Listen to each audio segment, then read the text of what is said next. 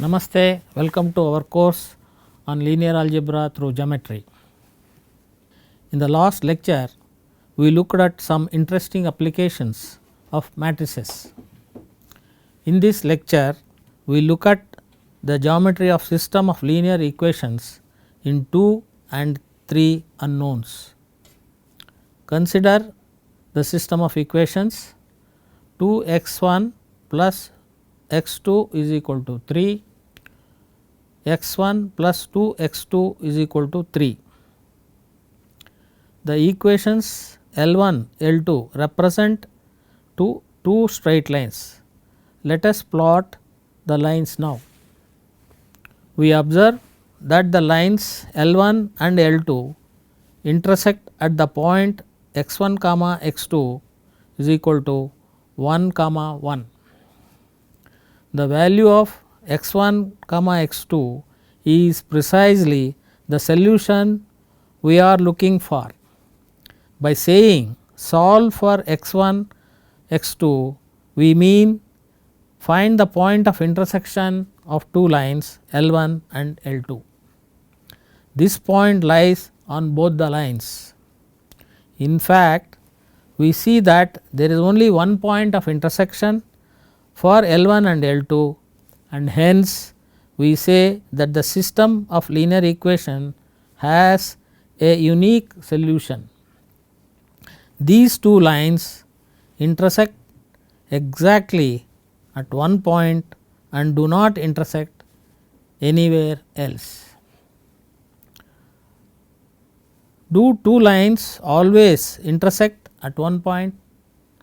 Let us look at some more examples and see.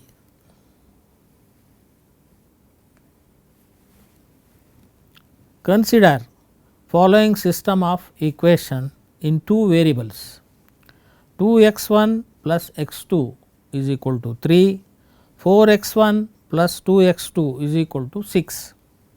The equations L1 and L2 again represent two straight lines. We now plot the graphs of these two lines. Though we do not see two different lines, in spite of having two equations corresponding to each of those lines, we understand that these two lines overlap with each other. In this case, solving for unknowns x1 and x2 means find that value of x1 and x2 that satisfy both the equations. Here again we look for the point of intersection of the two lines to be called as the solution to the system of equations. However, we see that we do not have one single point of intersection. We see that the two lines intersect at more than one point, in fact at infinitely many points. Thus, this system of linear equations have infinitely many solutions. Do two lines have to necessarily intersect at either a single point or at infinitely many points to be seen? Consider the following yet another example of two linear equations and two unknowns. 2x1 plus x2 is equal to 3, 2x1 plus x2 is equal to 8. Let us now plot them.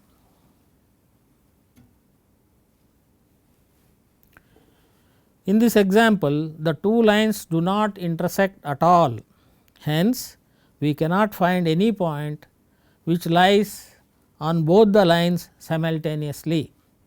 Therefore, this system of linear equations does not have any solutions at all. Having seen three examples now, we are faced with three questions. 1. When does a system of linear equations have solution and when does it not have a solution? If the system of linear equation has solution, How many solutions does it have? To answer the first question, we look at what is called as a consistent system. Let us define consistent system.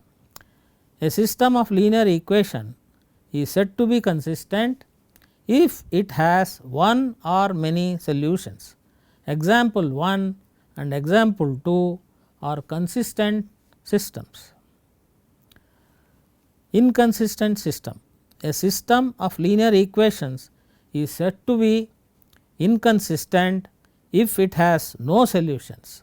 Example 3 is an inconsistent system. In general, how do we graphically understand system of equations with unique solution or infinitely many solutions or no solutions? Unique solution exists when two or more lines intersect exactly at one point. The following figure depicts this case. First figure has two lines intersecting at one point, second figure three lines intersecting at one point. Infinitely many solutions exist when there are overlapping lines. No solution exists when the lines are parallel or different pairs of lines intersect at different points.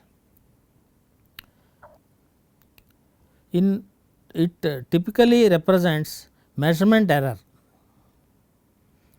Careful examination of example 3 reveals that the same left hand side in both the equations, the right hand sides are different, making it clear that only one of the two equations can be true at a time, and therefore suggests that there could be an error in the measurement.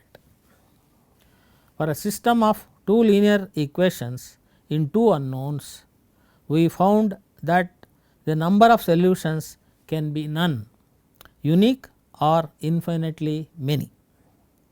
Now we ask, let us see what happens. Consider the following example of three equations: 2x plus 3y plus z is equal to 6, x minus 2y plus 3z is equal to 2, and x is equal to 1. The three equations above correspond to three planes in the 3D space. Plotting them, we get these three planes intersect at x, y, z 1, 1, 1. That is the solution for the system of equation that we took. This example suggests us that three planes can intersect at a unique point. Now we ask that planes intersect at one point is the question to be understood. Another example: 2x plus 3y plus z is equal to 6, x minus 2y plus 3z is equal to 2, 3x plus y plus 4z is equal to 8. As before, the equations represent three different planes. Let us plot. We can see that the three planes intersect in a line. The parametric form of the line is given by x, y, z is equal to minus 11 by 7 t plus 18 by 7 comma 5 t by 7 plus 2 by 7 comma t. We will see how we got this solution in the second module. However, what we observe is three planes can intersect in a line, resulting in the system of equations having infinitely many solutions. A good example is look at the intersection of a wall and the floor in your room. This is the line of intersection of two planes. It is always that a set of planes intersect at a point or not or a line to be understood. Let us take another example: 2x plus y plus z is equal to minus 15, 2x plus y plus z is equal to 20, 2x plus y plus z is equal to 70. We see that the planes do not intersect at all and hence does not have any solution. The planes are parallel to each other. Some examples now: consistent system with unique solution, consistent system with infinitely many solutions. The first figure mimics a notebook with 3 pages at different angles. The third figure in fact resembles the wall and floor of a room. Now, I will go to inconsistent system. First figure is similar to example 6. Second figure is similar to the alphabet H. The third figure resembles alphabet A.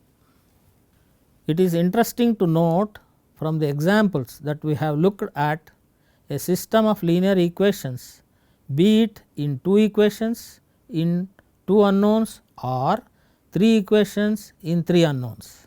There can only be unique or exactly one solution, infinitely many solutions or no solution at all, and there is nothing like 2 solutions or 23 solutions.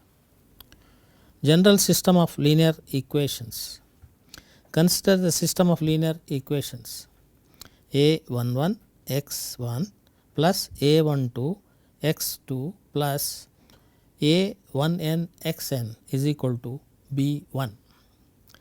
Similarly, second row, a21 x1 plus a22 x2 plus a2n xn is equal to b2.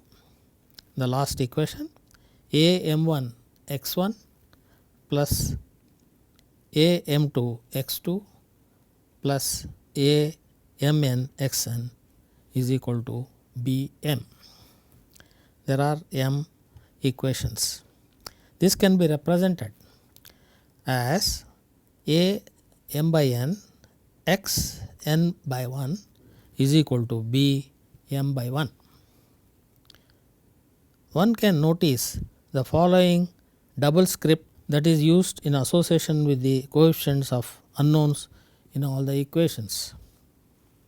The first subscript refers to the equation in which the coefficient occurs. The second subscript refers to the unknown that it multiplies. Solution to the system of linear equations. A particular solution to this linear system of equations in n unknowns is the sequence of n numbers, say x1 is equal to s1, x2 is equal to s2, xn is equal to sn, that satisfies each and every equation that constitutes the system of equations Ax is equal to b. Thus, our solution is an n-tuple.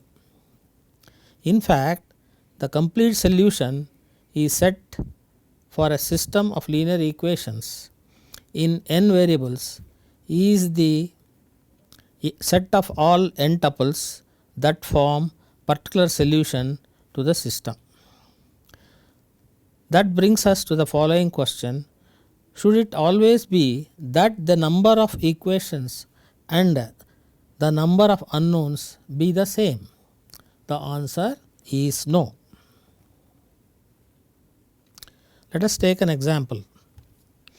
Consider the following system of equations: 2x1 plus x2 is equal to 3, x1 plus 2x2 is equal to 3, x1 plus 3x2 is equal to 4, and 4x1 plus 7x2 is equal to 11. Observe the following. There are 4 linear equations. All 4 equations involve only 2 unknowns, x1 and x2. If the number of equations is more than the number of unknowns, that is m greater than n, the matrix is called a tall matrix. We refer to such system as an overdetermined system. In the case of an overdetermined system, since there are more constraints than the unknown, there may not be the solution to the system of equations. Plotting the set of lines, we get the following graph. You see 4 lines, and all these 4 lines intersect at 1, 1.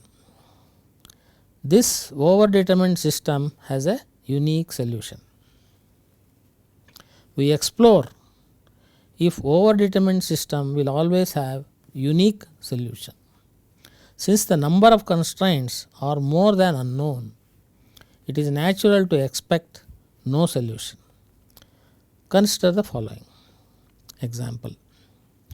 2x1 plus x2 is equal to 3, 4x1 plus 2x2 is equal to 6, 3x1 plus 1.5 x2 is equal to 4.5, 8x1 plus 4x2 is equal to 12. Plotting these equations, the following graph we get. You see there is only one line. This system has infinitely many solutions. Observing carefully, we note all the equations are the same except for the scaling factor. Between first two equations, the scale factor is 2, like that. As a next step, we look at system which has constraints that are impossible to met simultaneously. Look at the following system of equations in the third example. 2x1 plus x2 is equal to 3, x1 plus 2x2 is equal to 3, x1 plus 3x2 is equal to 5, 4x1 plus 7x2 is equal to 4. Let us look how the corresponding lines look. In this example, we see that every pair of lines intersect at different points. All of them do not intersect at one point, at same point. The other case that can result in no solution is when all the lines are parallel. So there are 4 equations and 2 unknowns. An overdetermined system, that is m greater than n, can have unique solution or infinitely many solutions or no solutions. We will see later in terms of vector spaces that it means to say solution, unique or infinitely many, exist and no solution exists. Our next question is what happens when we have fewer equations than number of variables. Consider the following example. 2x1 plus 3x2 plus 4x3 is equal to 0, x1 plus 2x2 plus x3 is equal to 3. Note that there are 3 unknowns and only 2 equations are available for us. This could represent a system where we have too few observations for too many variables. This suppose n denotes the number of unknowns and m the number of equations. We see here that m is less than n, that is number of equations are less than the number of variables. If we have system of equations with more unknowns and fewer equations, we call such a system as an underdetermined system. We again ask the same question. What can we say about the solution to the system of equations of a underdetermined system? Let us take the example 2x1 plus 3x2 plus 4x3 is equal to 3, x1 plus 2x2 plus x3 is equal to 3. The equation corresponds to 2 planes. We have seen in the past that 2 planes either intersect in a line or do not intersect at all. In this example, the planes intersect in a line. See the plot. These two planes are intersecting at one line. Take another example. 2x1 plus 3x2 plus 4x3 is equal to 0. 2x1 plus 3x2 plus 4x3 is equal to 3. An underdetermined system is either inconsistent or has infinitely many solutions. It will not have a unique solution.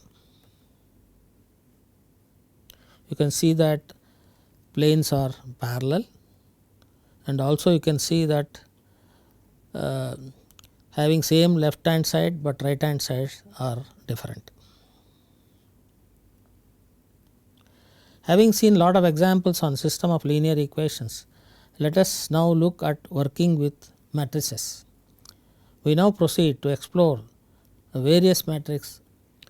Before we get into matrix operations, let us first look at some matrices and their definitions. A typical matrix is defined as a rectangular array of numbers arranged in m rows and n columns. A is equal to A11, A12, A1n. Next row A21, A22, 22 and A2n. And the last one AM1, AM2, AMN. The matrix A is said to be an m by n real matrix if all its entries are real numbers. Some examples of matrices. If m is less than n, then we call the matrix as wide matrix. Example, A is equal to 1, 0, 2, 5.38. Next row 2.1987, 3 minus 1, 4. You see there are 2 rows and 4 columns. So it is called 2 by 4 matrix.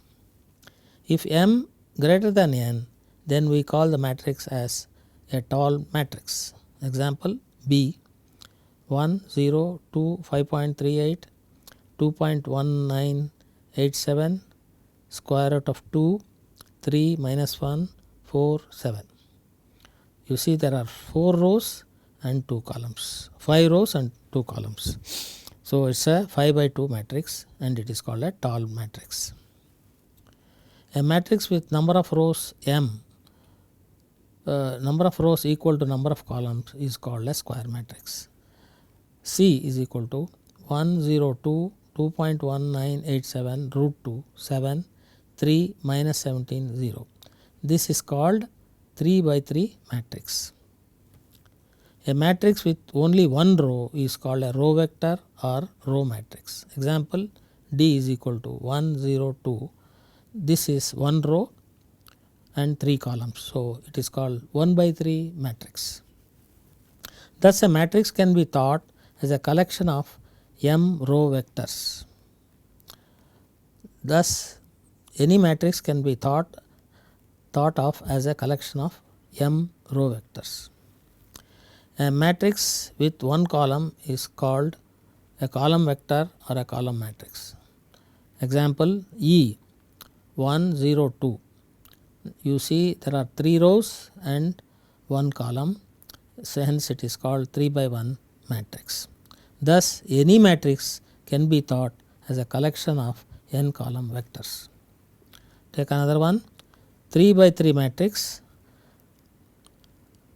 I is equal to 1, 0, 0, 0, 1, 0, 0, 0, 1 is called 3 by 3 identity matrix, as n by n identity matrix is denoted by capital I n by n or simply capital I.